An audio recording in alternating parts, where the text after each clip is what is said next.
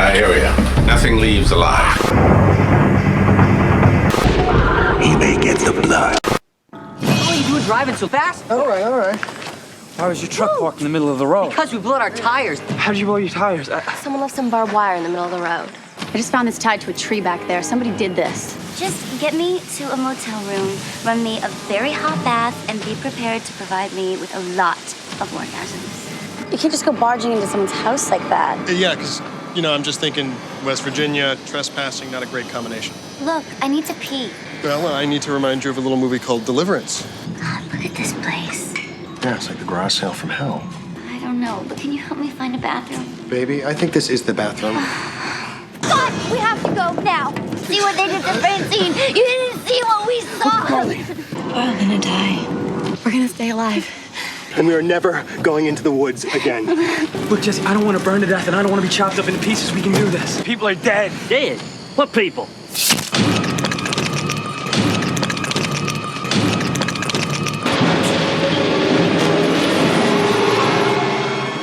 Hi, this is Hazel Tanksy from Voodoo Massacre, and you are listening to the Hysteria Continues.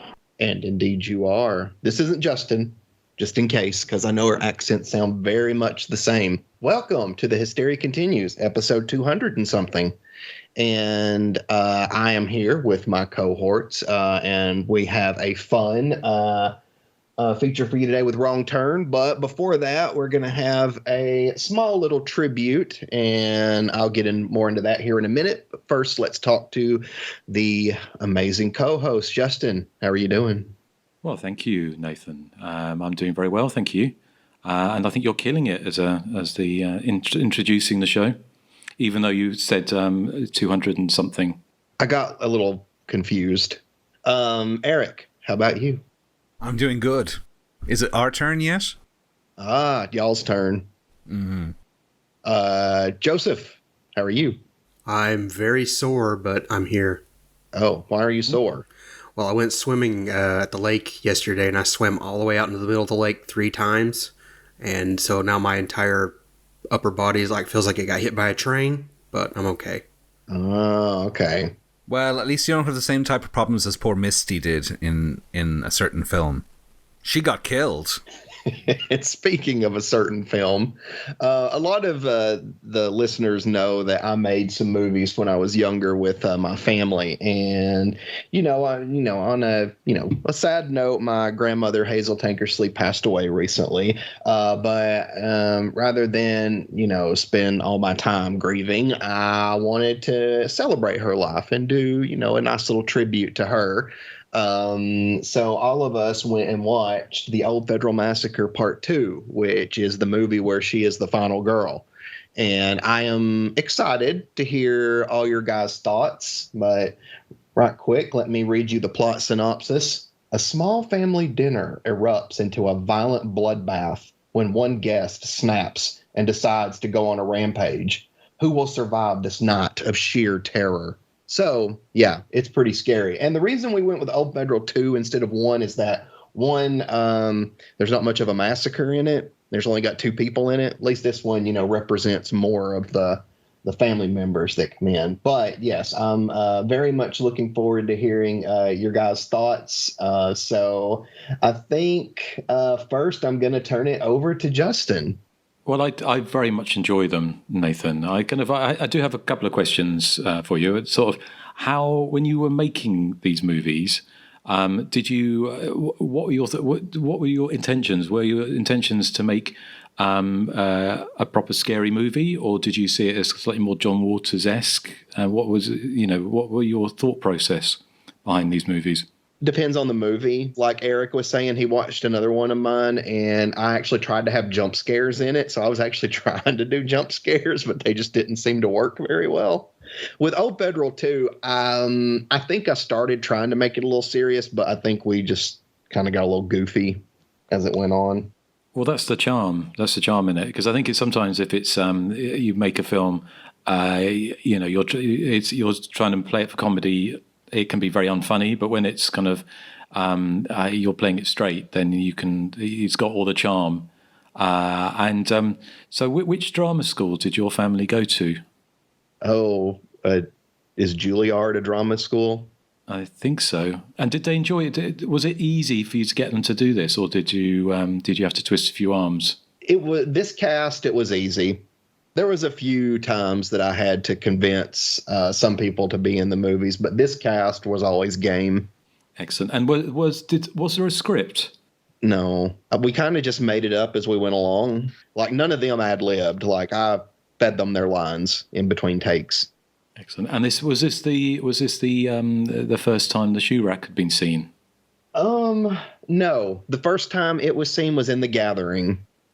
Of course, yes. No, but I loved it. You know, I have shown other people your movies, and they've all enjoyed them.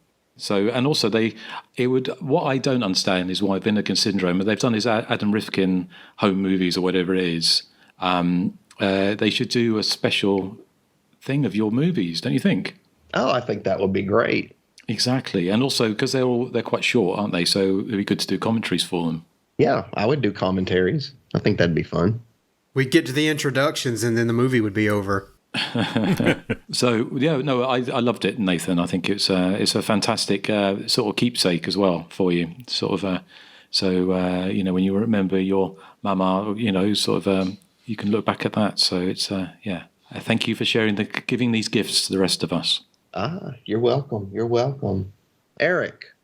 Oh, I love them, Nathan. I love all your films. But there is a reason, as you said, why we picked this one. You know, as you said, Hazel is the final girl, but also it spawned such iconic pieces of dialogue as You selfish relative!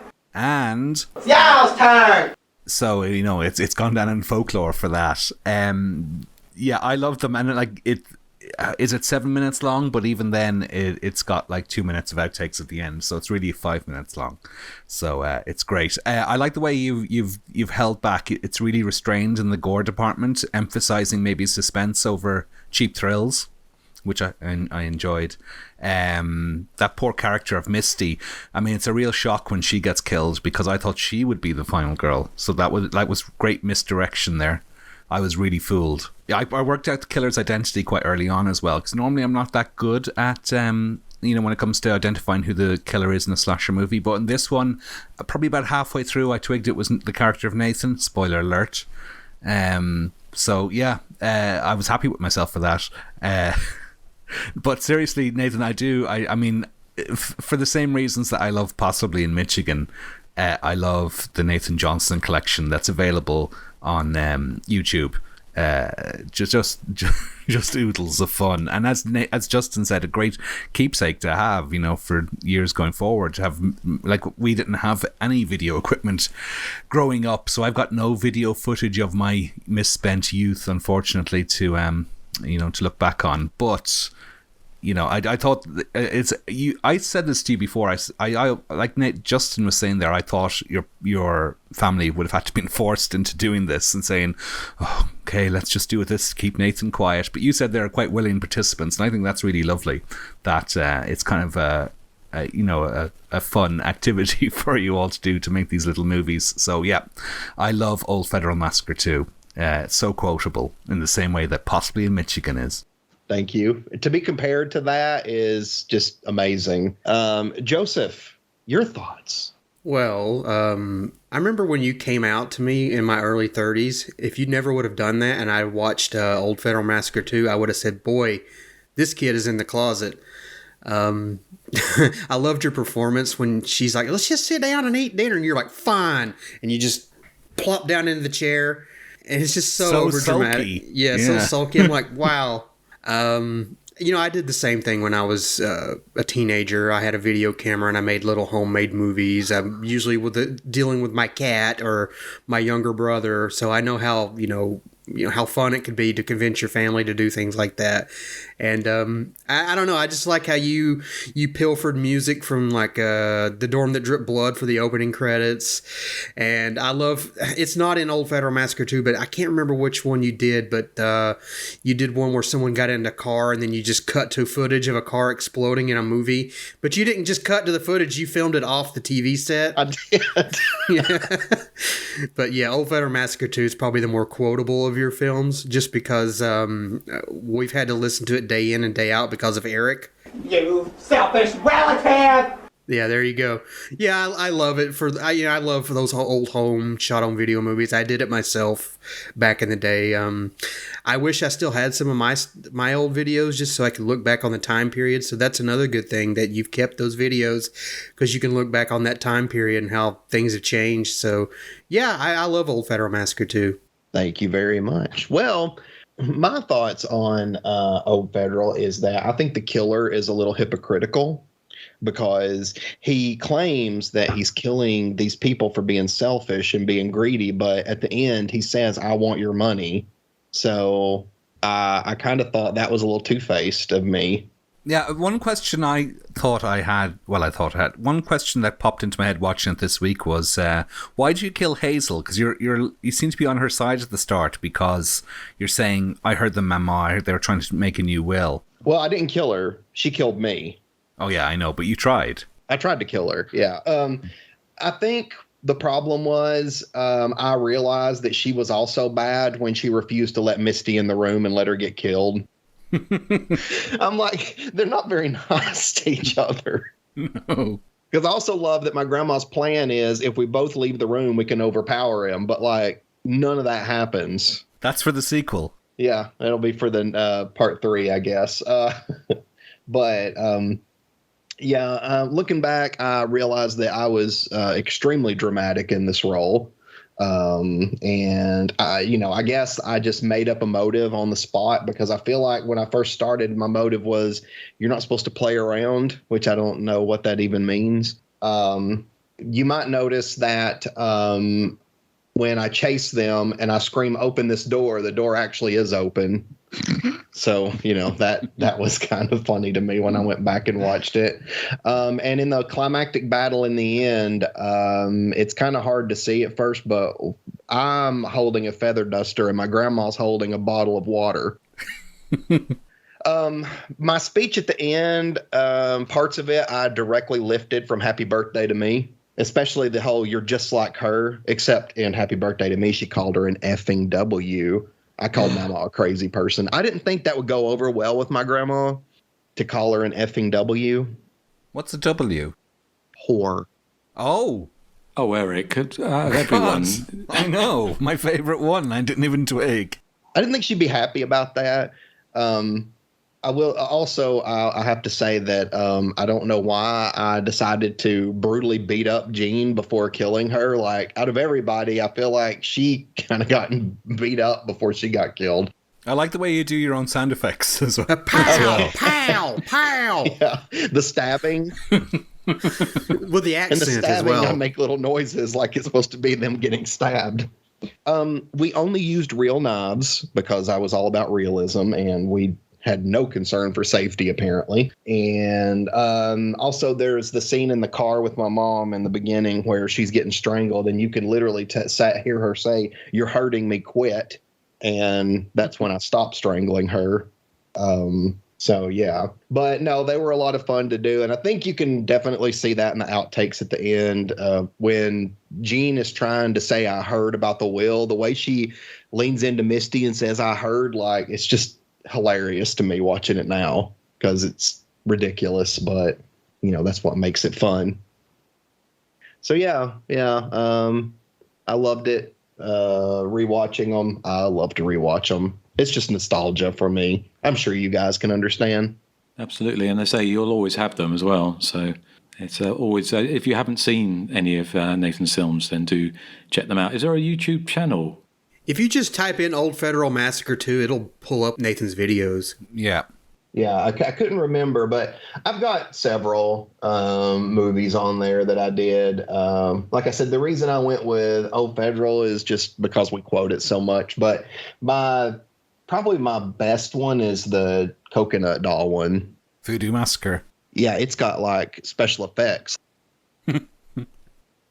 But anyway, yeah. So, yeah, fun times. But that was a fun little tribute to my grandmother. So very glad that we were able to do that and kind of enjoy the film again. Excellent. Okay. Well, thank you, Nathan. And I love your tribute. There is an Old Federal Massacre 3 already. Yeah, it's the Christmas one. Bloody Christmas. Yeah. Well, we were looking for a Christmas slasher, weren't we, for this year? So. Oh, there you go. Old Federal 3. It's actually a little bit longer and not as good as Part 2, I have to say. It was a little bit more chaotic of a film. But it was inspired by Scream because the killer wears a ghost face mask in it. Excellent. Well, thank you, Nathan. Is there anything else you want to tell us about you've watched? Actually, I haven't really watched anything else horror-wise, and I don't want to go too far off on a tangent, but I did check back in with RuPaul, and I'm watching the season I missed. It's the one with you guys probably saw it, I guess. It's the one with the All-Stars with Jinx and Vivian and those queens. Did you watch it, Justin? Yes, I'm watching the current a couple of episodes behind the current one. But yeah, trouble is, I enjoy it. It's perfect kind of background, but it is now so familiar that it kind of just feels after the episode's finished, I can barely remember what happened in it. Mm. You know, me too. We kind of play it when we're not really necessarily wanting to pay attention. We just kind of want something, playing. That's kind of when we do it. So yeah, I hear you, but no horror. Okay, well, thank you, Erik. How about you? Have you had a chance to watch anything? No, just the wonderful Old Federal Massacre 2 is all I had a chance to watch. Yes. Okay, and Joseph, how about you? I'm really trying to think here. I finished the second season of Yellow Jackets, and I think that'll be my last season. I know we time traveled and talked a little bit about it on the next episode, but yeah, it's just not for me. It's kind of a Lost inspired show, but it's just not as exciting as that show. But that's all I can think of right now. It's horror based in some ways, so that's why I brought it up. But no, I can't think of anything else right now. Okay, well, no problem. Thank you. The only thing I've seen that I thought I'd bring up was it's a sort of new Netflix movie called Tin and Tina. It's a Spanish movie set in 1981.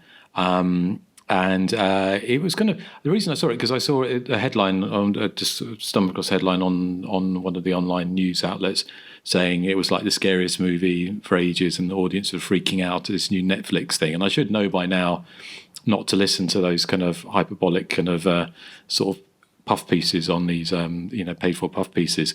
But what I didn't realise was that it was actually a real what the fuckery type movie rather than like a scary movie.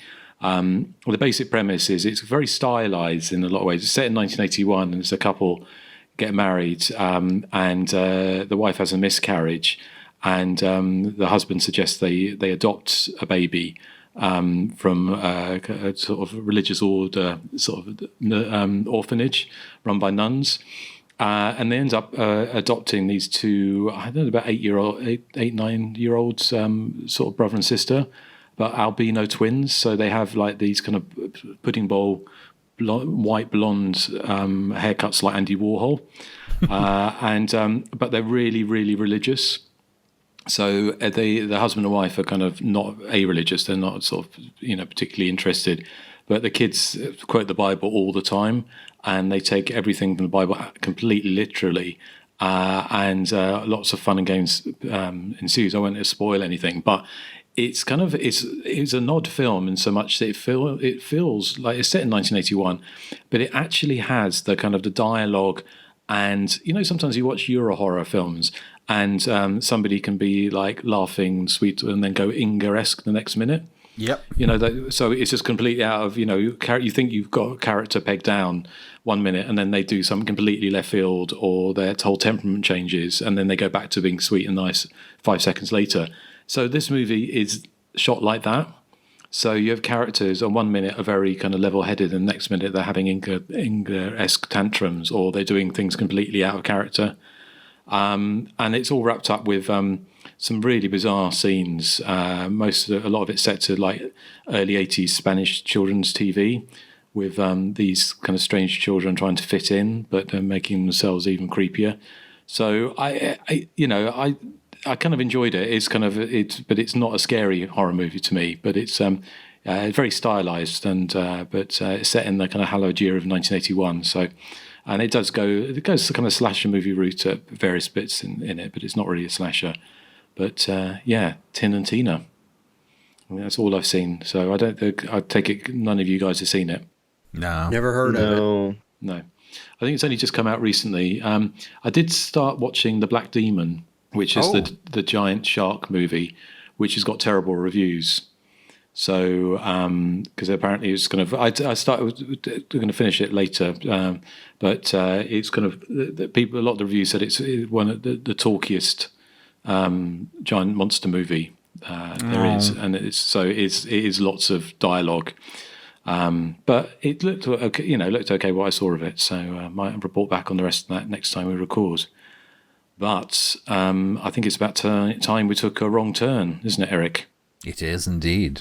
So what have we got? What have you got for us? Is it a TV spot or a trailer? I think it's a TV spot. Yep. Okay, let me play that for you, and then you can come in after this. I just found this tied to a tree back there. Somebody did this. Their existence is a legend. Hello? We're looking for a phone. But four friends are about to discover the stories are true.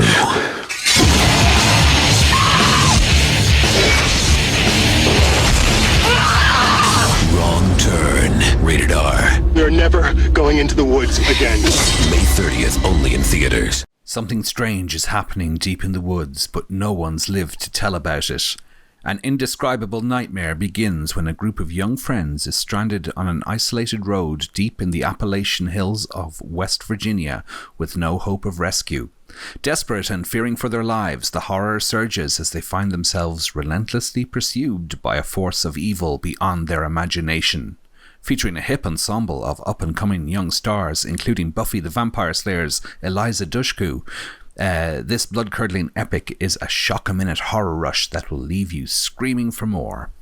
So, Wrong Turn is a film I saw when it came out in the cinemas in 2003, and actually its 20th anniversary was just a couple of weeks ago, so hard to believe it's 20 years since this film came out, making me feel old. I remember loving it when I went to see it in the cinema, bought the DVD then maybe 6 months later, was not that pushed on, well, it didn't have as strong an impact on me watching it on DVD at home, and then it went into the back of the cupboard for 20 years, and it finally got dusted down this week, so watching it for the first time in a very long time. What I did notice is how crap DVDs are in comparison to Blu-ray. This DVD is it's very soft and the colors are very muted, and just I think we've been spoiled by Blu-ray. But I mean, there was a time where I thought nothing would ever beat DVDs in terms of image quality, but how I was wrong.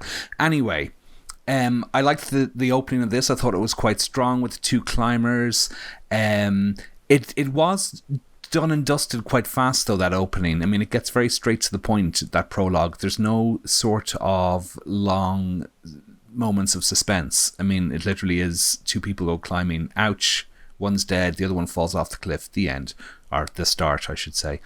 And that applies to the film as a whole, really, because the film is, I think it's listed as about 83 minutes or so, but the last 8 or 9 minutes are credits, so it's a very lean 75 minutes in total. So that's a real bonus, I suppose, for the film, because it never feels rushed, but at the same time it never feels like anything is skimmed over, really. I mean, we have a core set of characters. I suppose there's maybe 4 or 5 central characters once the plot really gets up and running. I love the rural setting of the film. It's that kind of endless forest that we see, and for it has that kind of, I suppose, Friday the 13th vibe to it. Particularly when they climb up into that tree house, which I thought was a terrific location. I mean, it's somewhere I would love to live, although I doubt the Wi-Fi would be very good. But I would love to live there. But when we see, like, they're absolutely in the middle of nowhere, it's just forest as far as the eye can see, and you really get a sense of how isolated they are and how far from civilization they are. The horror is really quite strong. It's not lingered upon. It's not torture porn, but it is quite graphic in places. There's that character at the start who gets the Chelsea smile, and it's really quite gruesome, although you don't, as I said, it doesn't linger on the gore. There's that decapitation, which is spectacular, that takes place high up in the branches of a tree. I thought the suspense was handled really well. I loved the scene in the bad guy's house, or shack, I suppose is a better term for it, early on. Well, probably, half an hour into the film or so, they stumble across this shack. They realize that the people who live there are murderers, but it's too late to leave because the murderers have just arrived home. And I thought all of that was done really well, with somebody hiding under a bed. And there's a great moment where somebody's looking through a keyhole and you can see the murder of one of their friends happening reflected in their eye. And it's a scene that kind of reminded me of the kind of gimmick shots, I suppose, that Dario Argento was doing around in the 80s in particular. It really reminded me of opera, the scene that goes through the keyhole. So it has that kind of Sam Raimi feel as well, I suppose, with its visual gymnastics. The only thing I can really pull the film up on is its use of music, which I thought was truly horrendous, and you heard it there in the trailer as well. It had that, to me, what sounds quite dated now, early noughties kind of new metal or grunge or whatever it was, just not my cup of tea at all. But apart from that, I thought the film has aged really well. I thought it was really perky and brisk, and lots of suspense, likable enough characters. I do generally prefer slasher movies that are, as hidden, masked, mysterious villains, rather than these sort of Hills of Eyes types, of inbred family killers. But that's a minor gripe, because I think this does it really well, and it doesn't. It's kind of like Texas Chainsaw Massacre without the shrill and annoying screaming all the time. Sorry, Nathan. So this is for me, the more palatable side of the Texas Chainsaw Massacre type of film. It's, as I said, it doesn't have that sort of headache-inducing screaming in it all the way through. So that's what I liked and appreciated about it. I think, for me, the film would be better as a standard slasher with one killer in the woods hunting them all down. That would be my preferred vision for Wrong Turn, but for what it is, I thoroughly enjoyed it, and yeah, I think it holds up really well after 20 years. I'm surprised that the sequels were all sort of straight to video, although I don't know, it didn't do too bad at the box office, but we'll get into that in the background. But I would have thought a follow-up would have gone to theaters, but hey ho. So who we go to first? Nathan, what did you think of this? What would Hazel Tankerley think of Wrong Turn? Oh, she'd love it. Did you make her watch horror films? I did. And would she happily watch them, or? She would just kind of watch and kind of be more along the lines of, I don't know why you like this. Yeah, well, you were probably making her watch Crazy Fat Ethel and Hollywood's New Blood and stuff like that. Well, I mean, those are awesome. Pinecone, Erik. Pinecone. Yeah. Well, there's plenty of pine cones in Wrong Turn as well, and it's probably a better pinecone themed film. I would say probably it is a better pinecone themed film, because I do love Wrong Turn. It's one of those films that I really like the characters in the film. Honestly, I didn't find anybody particularly unlikable. Now, there is Evan and Francine. They a little jerky in the beginning. But I mean, ultimately, they're not necessarily unlikable. And I did love the scene, like you were talking about, where they're hiding in the killer's shack, and the killers are chopping up their friend while they're having to hide there. And then there's the scene where the two that's under the bed, and the blood is coming down and getting closer and closer to them. I'm like, stuff like that I think is amazing, and this movie does it very well. And then of course there's a scene where they all need to sneak out while the killers are still sleeping. And even the part where the character Chris has to grab the spring of the screen door. And I'm like, it's just stuff like that I think are wonderful, like tense scenes. Sort of like, I guess, the one thing that pops in my mind is Scream 2, where Sydney and her friend are having to crawl over Ghostface in the police car. I'm like, I love stuff like that. I think it's so much fun. I think the kills in this are really good. Like you said, the decapitation in the trees I thought was awesome. I love when they're in that tower or whatever. Although I don't know, guys, if I could jump into these trees, because what if I didn't catch anything? What if I just fell? That would be my fear too. So yeah, I don't know. I'd be a little afraid of that. I thought the killers were, pretty scary. Particularly, I think the three finger. I think just because that one, he's like very grotesque looking, and he just really seems to be enjoying tormenting his victims. There's the one where he's kind of, just kind of like mocking them a bit on when they're in the trees. And I thought, that's he'd be pretty creepy. I wouldn't want to run across him. But yeah, I think the movie is fantastic. I think it's got a lot of like really good suspense sequences, and it's not a very long film. It's like, I think it's like 84 minutes. I think I looked up, and I'm like, so yeah, it definitely, gets started pretty quick, and I don't think it drags at all. It's a very fast-paced movie, which, as you guys know, that's what I need. Not fast-paced. I need to be entertaining, because I know one of you guys is going to say, yeah, Crazy Fat Ethel 2 was fast-paced. We'd never say that. Yeah, we'd never say that. Well, I meant sarcastically.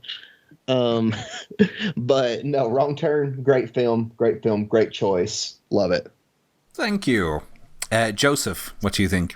Yeah, I kind of had to come to terms with with a difference in my 2003 viewing of Wrong Turn and the 2023 viewing. And right off the bat, one takeaway is that I don't think the characters necessarily earn their spot in this film's suspense sequences. And what I mean by that, don't get me wrong, is that they're a mostly likable group, though they're not exactly written very deep, but they're very personable. But my point is, they go into this house that already looks suspicious on the outside with all the wrecked cars, but then they just barge in on a flimsy pretext or two, and nothing in this house seems to twig with them that this is no ordinary hunting cabin.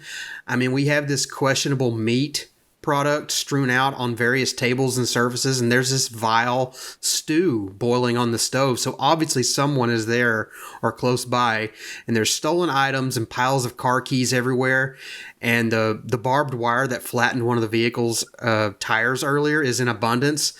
And they just keep looking around like nothing is wrong. Even Desmond Harrington's character at one point sees a fuck ton of body parts in the fridge, and he just has this look on his face like the milk is curdled.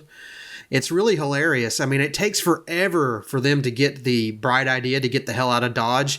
But of course, by then it's like, it's far too late, like you said. So my point, which I promise I'm getting to, is that we have characters already having to behave illogically to allow the suspense scenes to unfold. And I don't know, I never picked up on it too much before, but this time it really stood out. I like these characters for the most part, but I couldn't help but second guess the film. A better reason to have them in that cabin when the hillbillies came back home.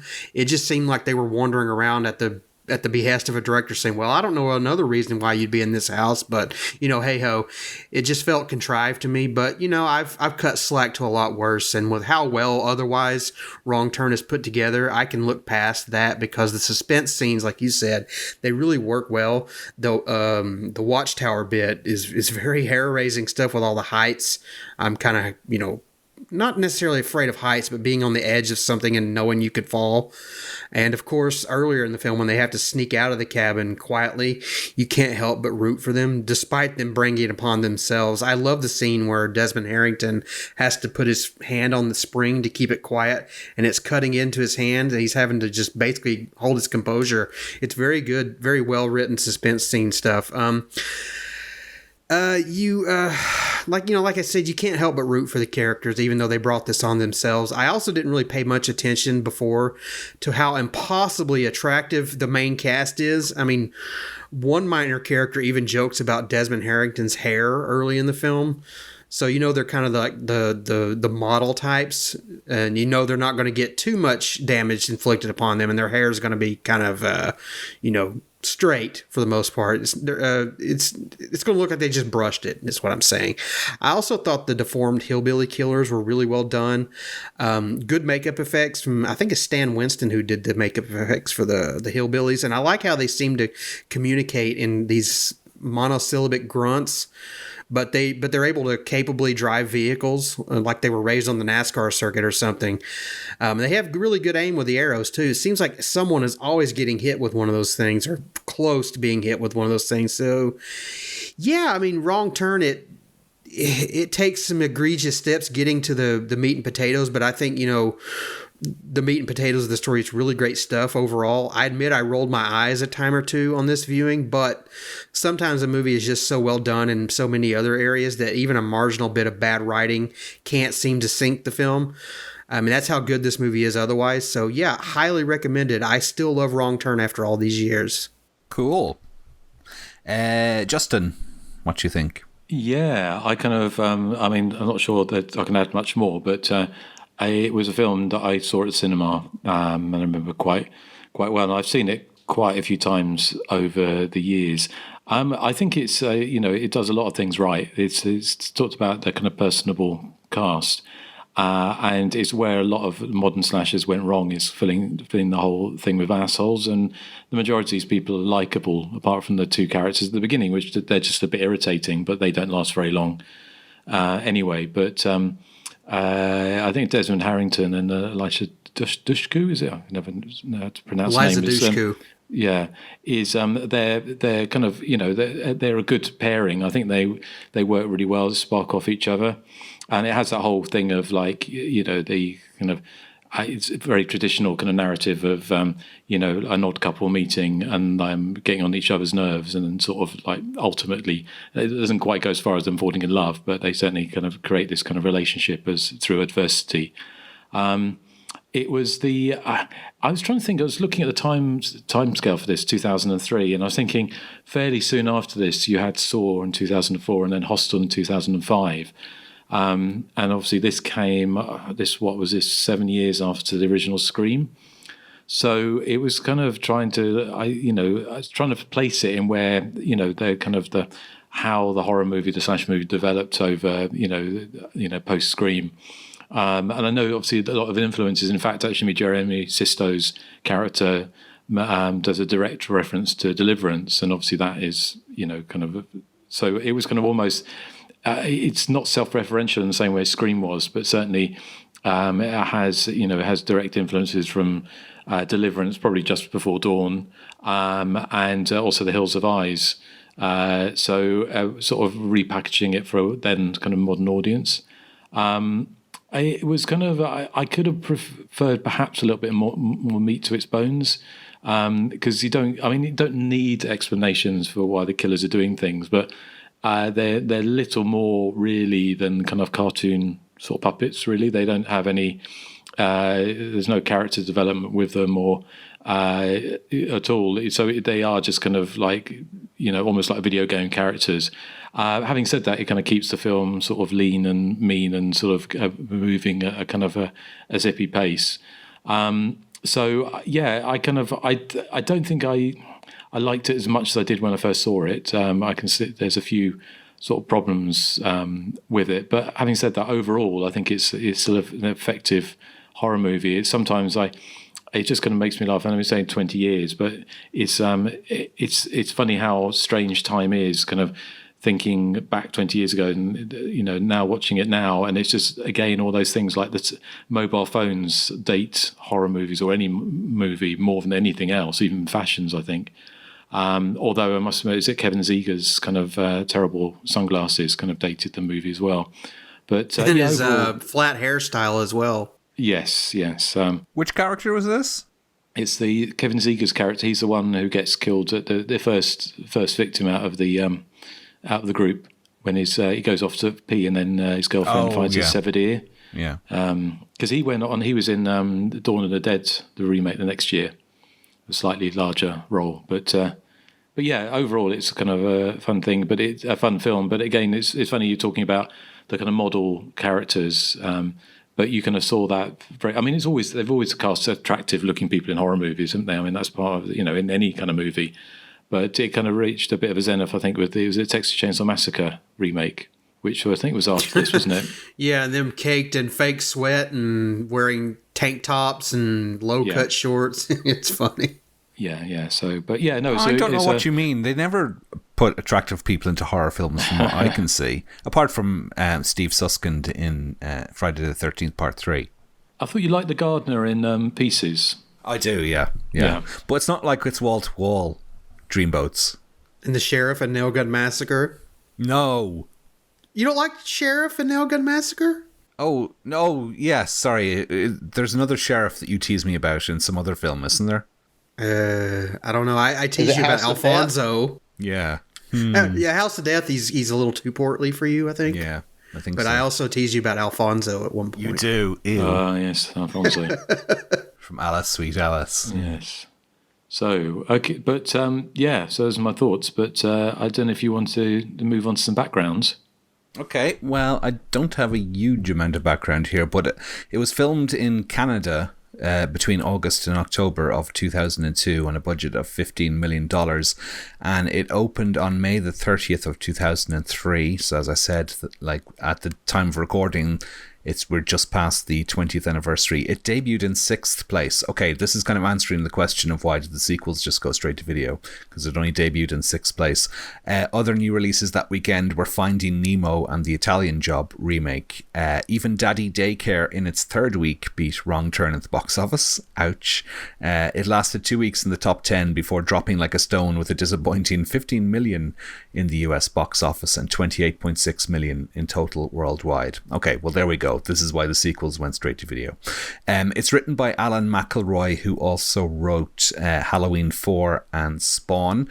Produced by Stan Winston, who I think he did the effects as well as Joseph was saying.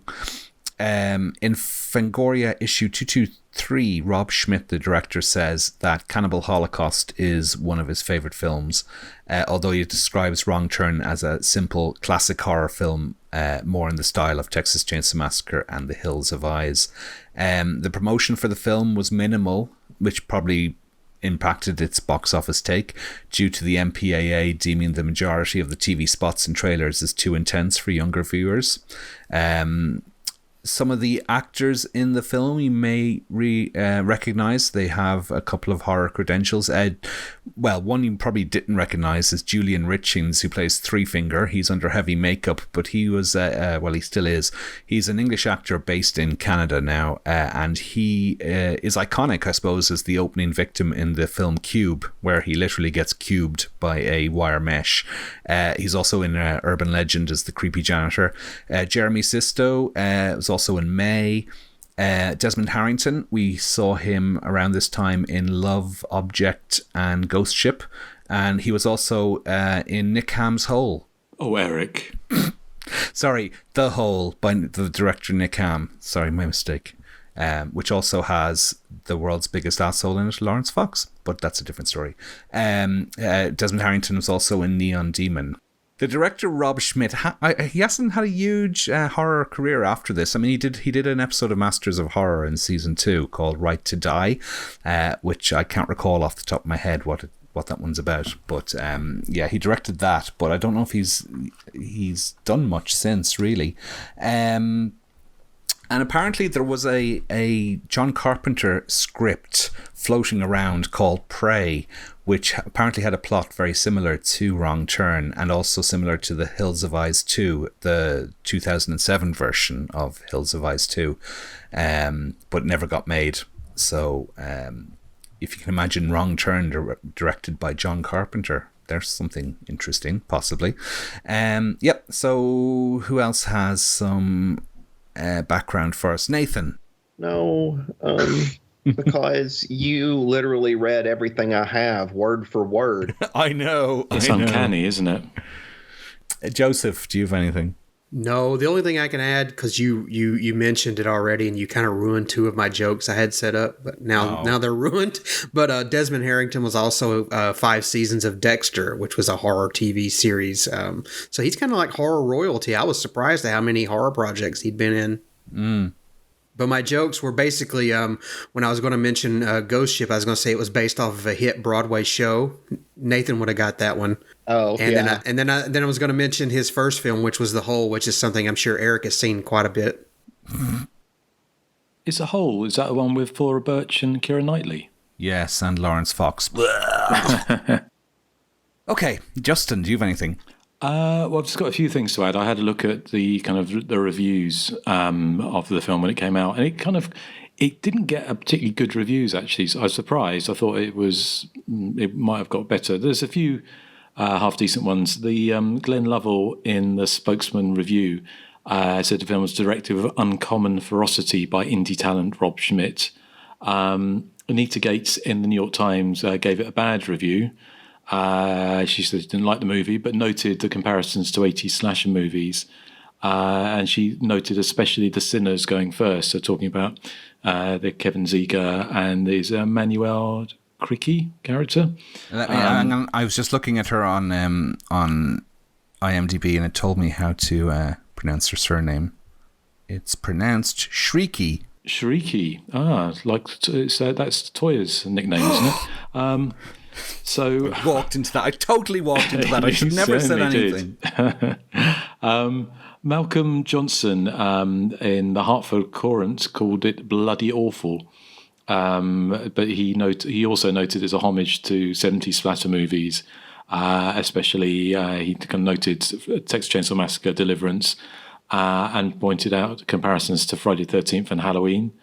And lastly, Randy Cordova in the Arizona Republic gave it a good review, 4-star review. Said the nostalgic slasher fans will eat it right up. And he said, in its relentlessly brutal way, Wrong Turn is a wonderfully nostalgic movie. So it's funny, isn't it, to think that we're, obviously Scream was the whole thing was looking back on 80s slasher movies, and this is to some degree doing exactly the same thing.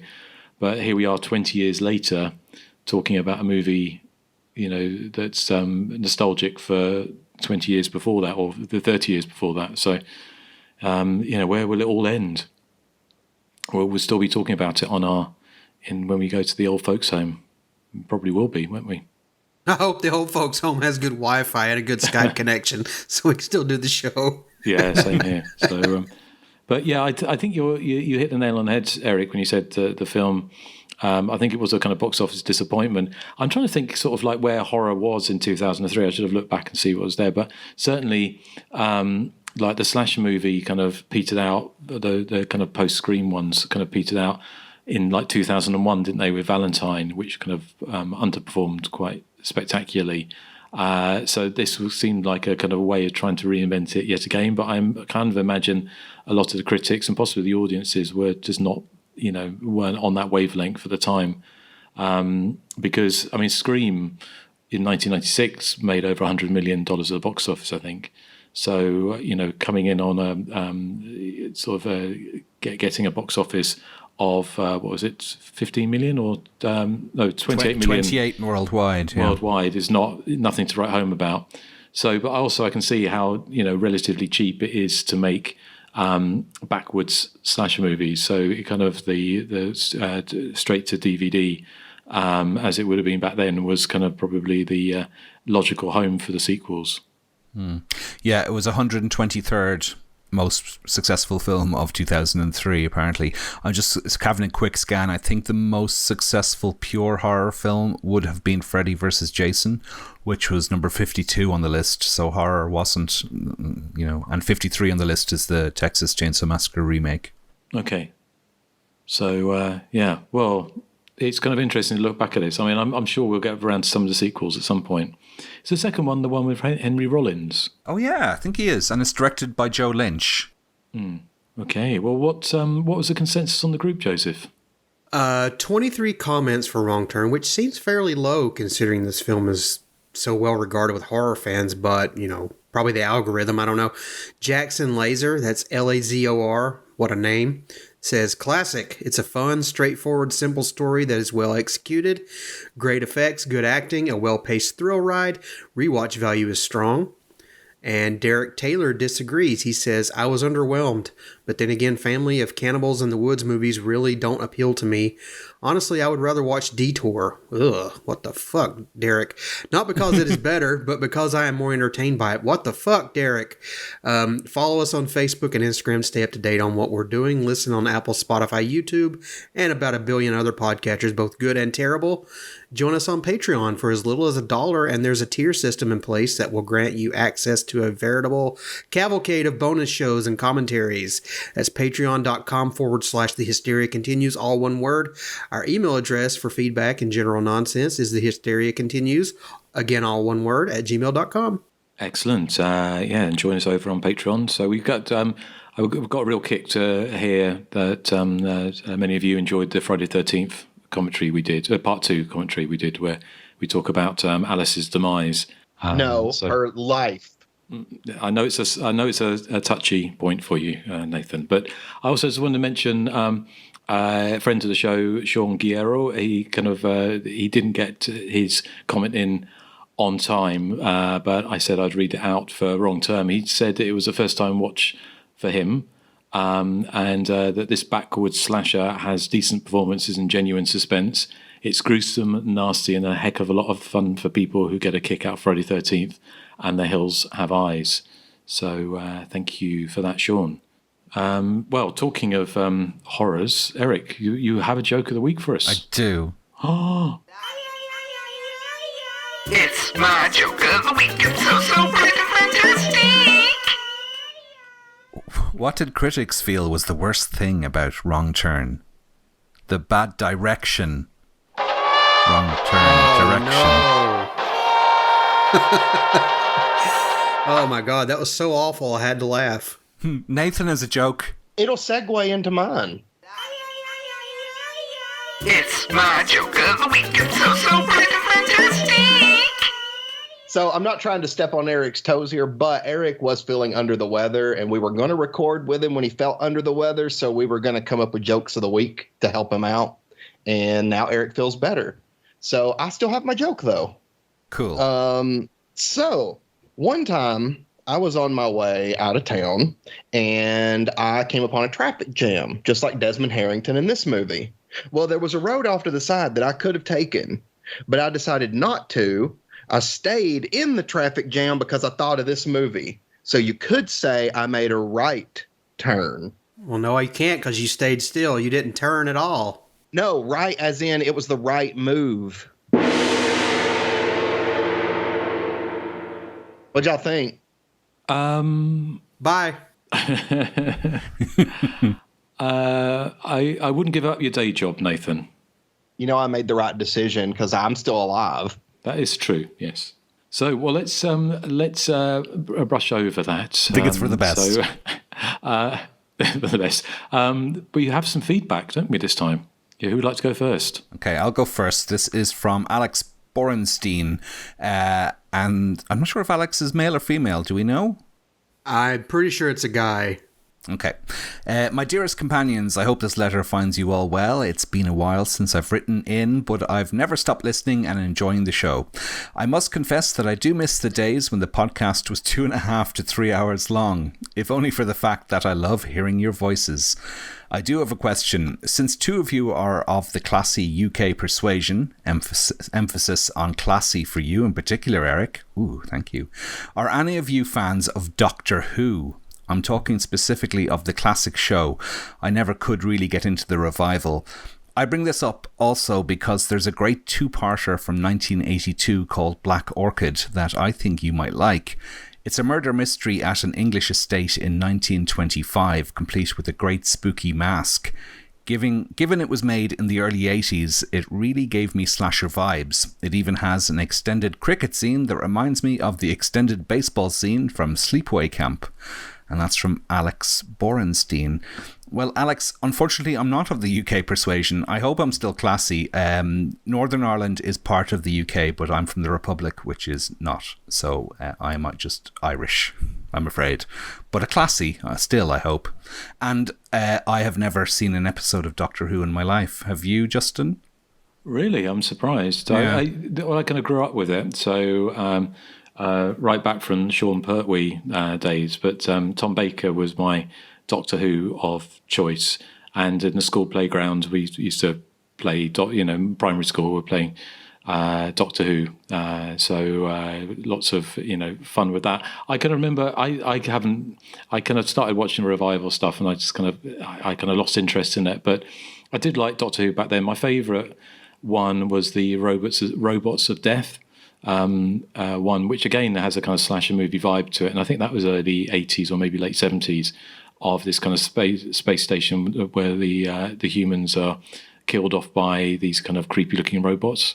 Oh, cool. I haven't seen the one Alex mentions though. Yeah.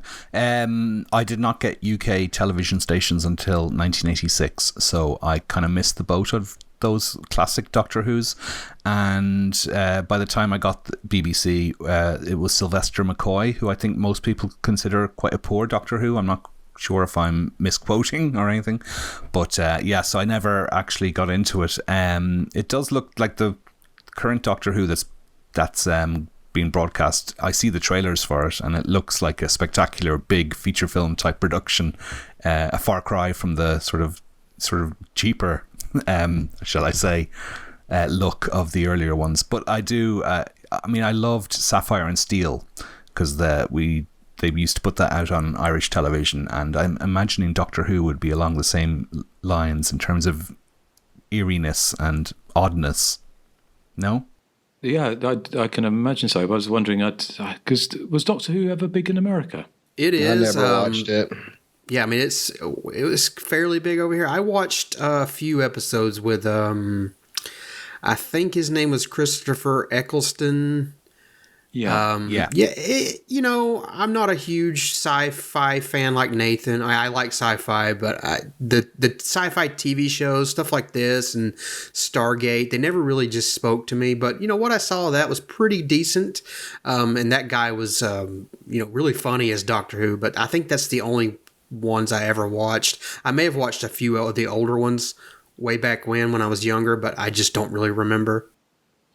Well, it's kind of, back when I was growing up, it's the thing about children hiding behind the sofa and watching, it being too scary for them. So it was kind of like a horror show for kids in some ways. Although it was very sci-fi based, there was a lot of horror references and horrific situations in there, but kid-friendly ones. So I guess it's a pre-runner of something like Goosebumps or something like that. But when I was a kid, I liked the non-kid-friendly scares. Yes, but you were able to watch them, whereas I wasn't. I couldn't go to the cinema to see a horror film. When I was a kid, it's different in the UK. You can't even back then. You couldn't be taken to see an R-rated movie or an X-rated movie in the UK with a guardian. It was very strictly age related. So yeah, you had to be 18. Yeah, you've got something, Nathan, for us as well. Yeah, I'll go next because I'm the prettiest. Okay, Marcia. Yes, Eric, you're Jan. Okay, so what I have here is Wrong Turn is pretty good, but the X-Files episode Home from 1996 did a similar story much better within a 50-minute format. Eric's Sister of Ursula quip was better than his already excellent joke of the week. Keep up the good work. And that's from Dan. It's the cistern of Ursula he's referring to. I haven't seen. I talking of sci-fi and horror. The X-Files was obviously the 90s kind of a good example of that. It was kind of a sci-fi show which had a lot of horror kind of leanings. I remember watching it religiously back in the 90s, but I haven't seen anything of it since. I didn't watch the kind of the more recent updated version that came out 10 years or so ago. So I don't remember Home, that episode, but it might be interesting to do a comparison. I did look up Home right quick just to get a glimpse of it, and the first bit of trivia I saw was that it was the very first episode of the X-Files to receive a viewer discretion warning. Maybe we should have some of those for Eric's Joke of the Week. So, well, thank you, Dan. I've got one short one here, as it were, from Marcus Hiltz, who says, love your podcast. I discovered it when I started working from home in 2020. I listened to a ton of episodes, both old and newer. Any chance you'll cover more Giallo films? Would love to hear that. In particular, the Red Queen kills 7 times. Keep going with the best horror movie podcast ever. So thank you, Marcus. I'm sure there are some more Gialli around the corner. So, okay, well, what are we covering next time? Well, we've already done it, but we're going back to 1981 with a guest in tow, and we're going to discuss the Lucio Fulci classic House by the Cemetery. Yeah, I can see how that fits into the slasher canon of 1981. But yeah, that was although it's like I say, we were kind of recording slightly out of order, but that was a great episode. So yeah, tune in for that next time. And what are we playing out with? Okay, we're playing out with something completely unrelated to Wrong Turn, because I didn't really like any of the music in it. This is a song that a friend of mine used to call the doggy song. Now, he was 8 years old at the time, because as was I when this came out in the charts, and he should have known better than to call this the doggy song. He called it the doggy song because the band are called Bow Wow Wow, and it's called Go Wild in the Country, which is exactly what happens in Wrong Turn. People go wild in the country. I love that song. I love Bow Wow Wow. Me too. I bought a record of Bow Wow Wow recently, a vinyl record. It's got all the hits on it. Yep. So, yeah. Love it. So, fantastic. Excellent. Well, good choice, Erik. And, yeah, we'll catch you next time on Hysteria Continues, and we head over to Louisiana for that Lucio Fulci epic. So, thank you for listening, and say goodbye to the good people. Bye. So long. Goodbye. Bye. I can get a train. I don't need no hamburgers, no